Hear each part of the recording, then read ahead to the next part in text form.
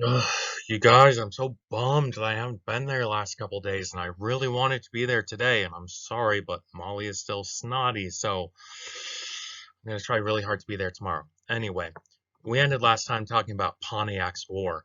A lot of people call it Pontiac's Rebellion, but was it a rebellion? No, they did not work for us. They were not part of the United States or the British Empire. In fact, most of these people were part of, they were French allies. Anyway, they're their own nations.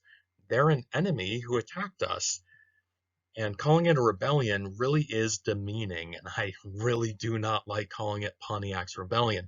And people called it that back in the day to kind of play it off and make it sound like it wasn't that big of a deal. Oh, it was just a few rebels here and there. When no, it was a really, really big deal. They conquered 8 out of 12 British forts. I had a really great documentary I was watching about it. Learned a whole lot. Not going to show you because there's Indians in loincloths. Like, really? Come on, wear some pants at least. Ugh. Anyway, great story about the Battle of Michilimackinac, which is right where the Upper Peninsula and Lower Peninsula of Michigan meet. So there's just like 5 miles of water in between them. Giant bridge there now, wasn't there before. There was a big British fort there, and an Indian chief who was in charge of taking that fort. He's thinking, how do I take this fort with the fewest casualties? And he comes up with a really clever idea. He gets a neighboring tribe to come attack it with him, and he tells the British, "We're playing a game of oh man, I can't forget what they call it. Uh, uh, uh, Lacrosse is the American name. I forget the Indian word, and I just watched this morning. Anyway, we're going to play a game of lacrosse with our enemy tribe to show that we're making up, and we're playing it in honor of the king, King George. So can we do it? We're going to be doing it in front of your fort here. It's going to be really fun. You should come watch.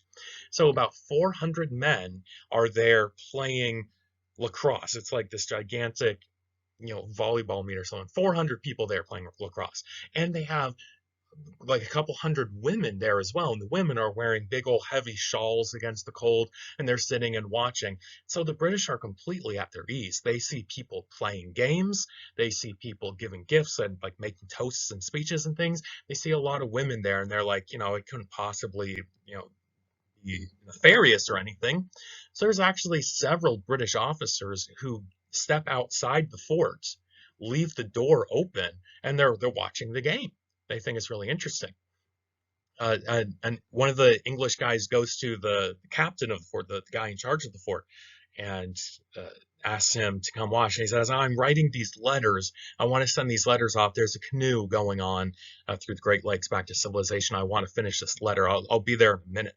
So he finishes writing the letter, puts it in an envelope, walks down to the bay where the canoe is, which is just down the street from the fort, I guess, because the fort is watching the bay.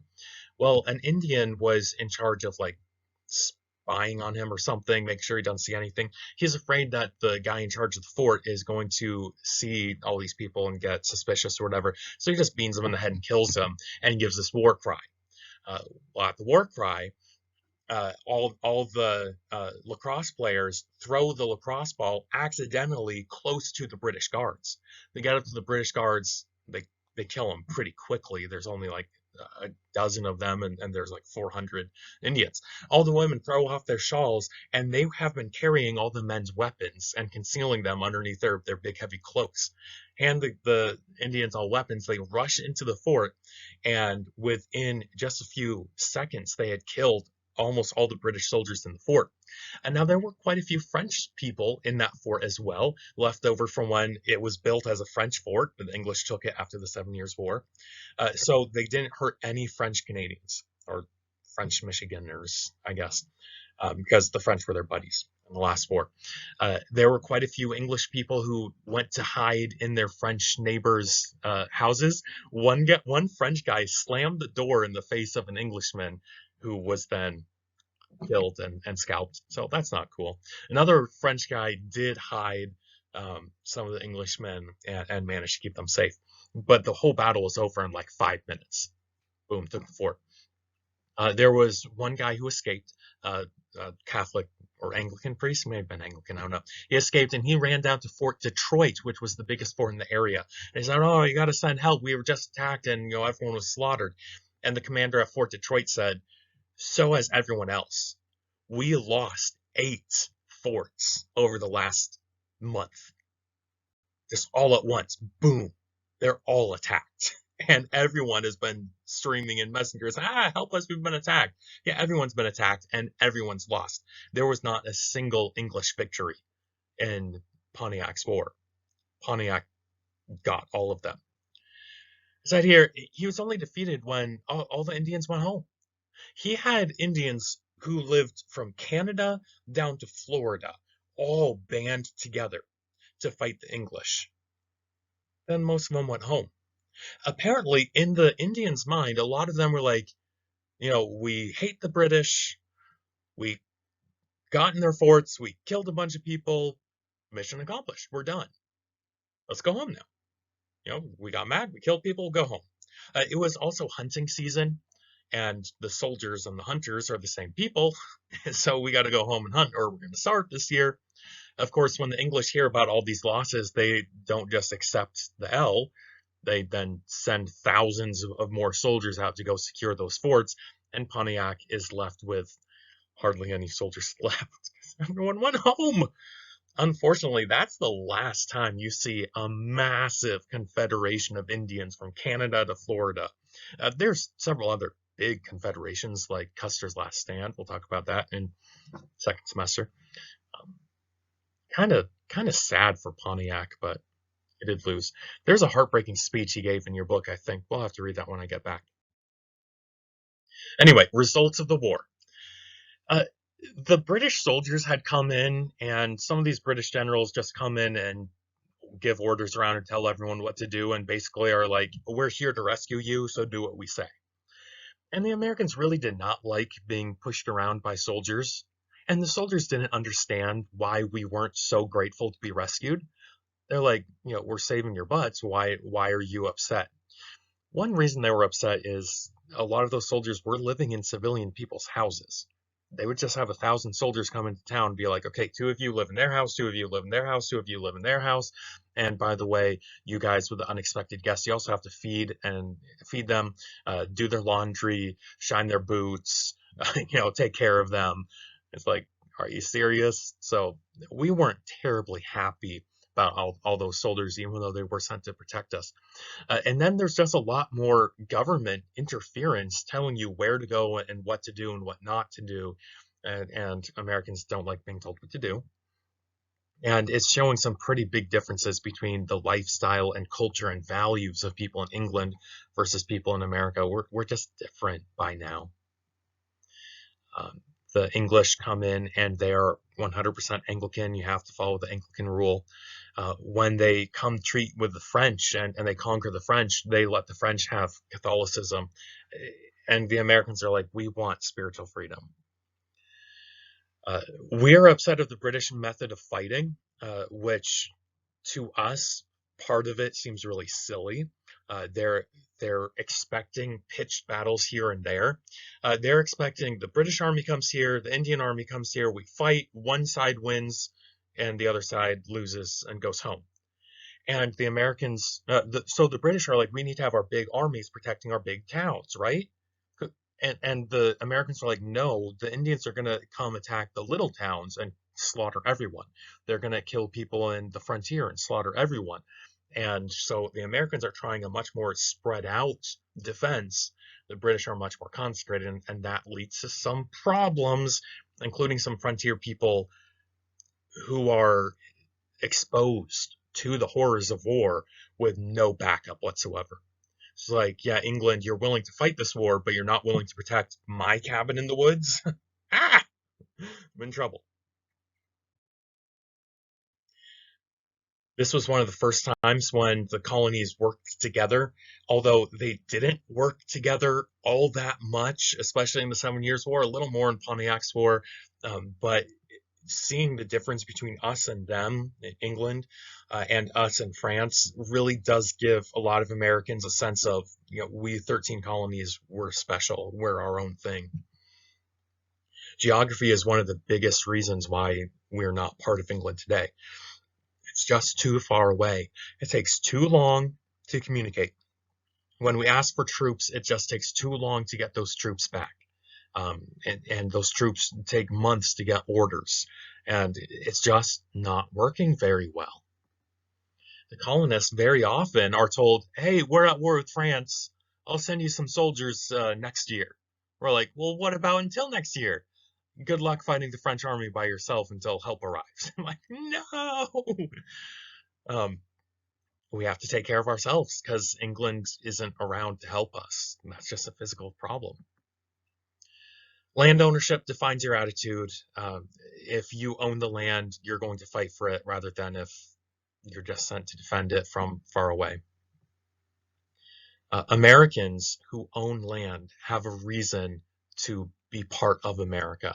They have a stake. They have skin in the game, as it were, to protect America. While these two wars, the 7 Years' War and Pontiac's War, while they did help us to grow together, it also revealed we have always been diverse, and America is much more diverse than England. There are a few foreigners living in England, but not very many. We have quite a few Swedes, Dutch, and Germans. And when you think of some Americans don't, like English Americans, don't really feel loyalty to the king because the king's so far away. Now think about a German guy who moved to America.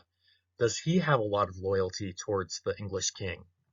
Especially since the English king is not really helping him very much. Probably not. They have very little reason to support the English crown. The colonies have been mostly governing themselves for a century, and they expect to keep on doing it the way they've always done it, governing themselves, making their own rules, collecting their own taxes, and spending their own taxes on themselves. So they're really not expecting England to change its policy towards them. But guess what happens? Just real quick, the power of the purse is by far the most important authority that a government can have. Purse here means more like wallet. It's the power of the money. Who gets to raise money, meaning taxes, and who gets to spend money? That's where the real power in government is. The people taking care of the money. Because without money, nothing happens. And with money, anything can happen. So for all of our history, Americans had local mayors and then state governors who would collect taxes and then spend the money very, very, very locally. And only, the governor of Maine, oh, actually not Maine yet, governor of Massachusetts could raise taxes in Massachusetts. There had never been English people coming to America, taking our taxes and going back. Now, there had been some kind of like tariffs and things, some trade taxes, and that's seen as really normal because, a ship comes from England and there's a tax on that. That's fine, whatever. It's coming from England, going back to England. But we're going to see England coming into America, taxing stuff made in America, and then taking all our money back home to England. And we didn't like that. We want to keep the power of the purse for ourselves. America gets very optimistic. First of all, we had fought like 3 wars previously, England versus France, who's going to win? And each war ended with, I don't know, we're kind of equal. And now the 7 Years' War was not equal. England creamed the French, completely destroyed them, especially in North America. France has 0 land in North America. It's all British now. And that's just like, poof, it's amazing. Now, Pontiac's War was seriously embarrassing, but it was also seriously short. And then we sent thousands more troops out west, and now there's nothing they can do to really kick us out anymore. The Indians had their fun. They killed a bunch of people, burnt down a few forts, and now it's safe. And American settlers stream across the Appalachians into the Midwest by the thousands. Because they're not afraid of the Indians anymore after the peace treaty, after Pontiac's War. It is really nice to see. There's been some times when England messes up and America steps up, like that first big battle of the war. Braddock completely failed. George Washington, super cool hero. And it's like, yeah, us Americans, we know a thing or two. We can do it. That's pretty cool. I think America is usually a very optimistic nation. I think we usually have a can-do attitude. Not always, uh, but we're often a very optimistic nation compared to some other places. Winning the war made America less dependent on England because when it was difficult to trade with England, we learned how to do things ourselves. So when we could trade with England, we didn't feel like we needed them as much. At the same time, England's attitude towards us are changing. They feel the need to control us more because they kind of blame part of the war on America, like George Washington poking his head where it didn't belong, or American settlers going out and antagonizing the Indians. Maybe if American settlers hadn't stolen Pontiac's land, he wouldn't have been so mad. So part of the 7 Years' War was England said you can't go across the Appalachians. It's actually going to be a few years later, but it was a result of these wars. You can't go across the Appalachians, so we don't start Pontiac's War Part 2, which would be super bloody and long, uh, which I think is a totally reasonable law. But Americans hate being told what to do, and they say, no, we're going to go wherever we feel like and make Indians mad and cause more wars if we really want to. And it's like, no, we're going to control you. You are our colonies. Unfortunately, England turns to coercion, meaning trying to force us to do what they think is right rather than helping us. And so they have huge armies there, and again, they're going to try to use their armies to enforce the laws rather than, coming to an agreement. And that's just not going to work. Oh, here we go. The proclamation line of 1753, is that it? I can't read that. I'm sorry. Proclamation line where the king said you cannot go past this line so you don't upset the Indians. Guys, remember those 12 forts? Michilimackinac right there, Detroit down here. Most of these 12 forts are like right in this region. So Americans feel like, hey, we defeated the Indians. Why can't we go there? Oh, because the king says so. Who wants to listen to the king? Daniel Boone actually going to Kentucky. Daniel Boone broke the law and he actually got captured by Indians once and was adopted by the chief. And they yanked his hair out so he would have a mohawk. So there you go. Great story. They caught him hunting on their land. Said the chief's gonna adopt you. You're part of the tribe now. You're one of us. You got to stay with us. Chief dipped his hands in wood ash to make him grip and just started tearing out chunks of hair. Give him a really cool mohawk. I'm sure it was super cool. Probably dyed it bright green and blue, but no. Anyway, my point is maybe it was a good idea not to cross those lines, but Americans are going to do it anyway. England is saying if you antagonize the Indians, why should we pay for that war and send soldiers to help you for that war? Uh, the colonies say it is legal for us to have this land because most of the charters did not give a western end to their land. So a lot of these colonies claim they own the land all the way to the Mississippi. And so it's our land. You can't take it away from us. There you go. Daniel Boone ignores the law. Then we come to a whole bunch of taxes, and we'll just go through a couple real quick. The 7 Years' War was so expensive. England went so much into debt. Give a guess as to what percentage of the English economy went to paying the debts per year. Just give me a percentage. How much did they spend on the debt every year? It was 50%. 50% of the annual income of England was spent on the debts. That's insane. That can't go on. England spent way too much money on that war. Was it worth it? I don't know. They won the war, but it cost so stinking much. 50% of their income just going to pay off their debt. That's no way to run a country. So they're like, we got to pay off this debt as fast as possible. More taxes. This first one, the Sugar Act, is a tax on all sorts of sugar products, molasses, all that. You have the Prime Minister, George Grenville. A tariff, a trade tax on sugar, molasses, coffee, a couple other things made in the Caribbean that can then be exported to the colonies. See, there's a lot of British colonies in the Caribbean, that sell to British colonies in America. And so if we can tax that internal trade, there you go. And this tax was specifically to spend that money on hiring more soldiers to stay in America, because they did leave thousands of soldiers in America to protect it from future wars, and that was very expensive. Of course, America saying, well, we don't want those soldiers there in the first place, so we're going to end on this one, the Stamp Act. I love talking about this. I think it's really cool. So the Stamp Act was a tax on all sorts of paper goods. So playing cards, newspapers, books, marriage licenses, birth certificates, any paper good produced in America would get a stamp on it, like a postage stamp, that showed that you had paid the tax. This was a major problem for Americans in principle.